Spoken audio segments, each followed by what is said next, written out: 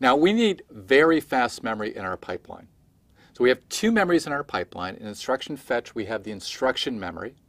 And then in the mem stage, we have the data memory for loads and stores. Now those could be one memory. We've drawn them as two here. Now if you buy a smartphone, then your processor may run at a few gigahertz of a frequency. Now what that means is every tick of the clock is a few hundred trillionths of a second. So our memories, if they're going to operate in one clock cycle, have to operate at that speed. Let's compare our processor cycle time, the speed of our clock, to the memory technology that's available to us. Our processor cycle time will range somewhere between, say, 250 picoseconds to 2 nanoseconds. So that's a 4 gigahertz frequency at the high end to, say, down to 500 megahertz. And this will vary depending on what smartphone you have. Now let's look at the typical memory technology that we have in CMOS. Well, the first type is called DRAM, for Dynamic Random Access Memory. Now, random access memory is a memory where if I access any location, any random location, it takes about the same time to get that data. Now, this is different than, say, a hard disk, where the time to get the data from a hard disk can vary a lot depending on where that data is located. Now, these memories are pretty slow. It can take tens of nanoseconds for read or write, compared to the 250 picoseconds to 2 nanoseconds that our processor runs at.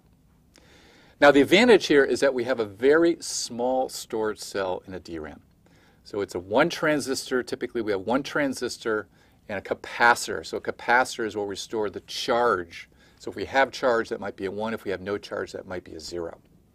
And they're very dense as a result. So we can put about, say, in the order of a gigabyte of data on a single chip. And the other advantage is they're relatively cheap.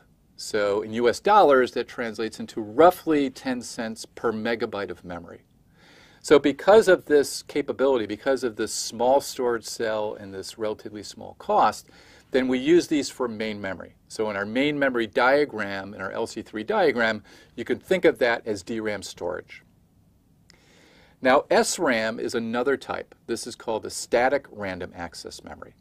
And this is more like the memory that we introduced in digital design. If you remember, we had a latch as a storage cell. For SRAM is much more like that, rather than a capacitor as you have in DRAM. Now, these are relatively fast. So you could have hundreds of picoseconds to a few nanoseconds for read or write, and you can see that this corresponds very closely to our processor cycle time. Now, the storage cell, though, is relatively large. So we have 6 transistors compared to the 1 transistor and a capacitor for DRAM. So it takes more area, it's larger, and it's more expensive. You can think of this as roughly $1 per megabyte compared to just 10 cents for DRAM. Now, we use this SRAM for what are called caches.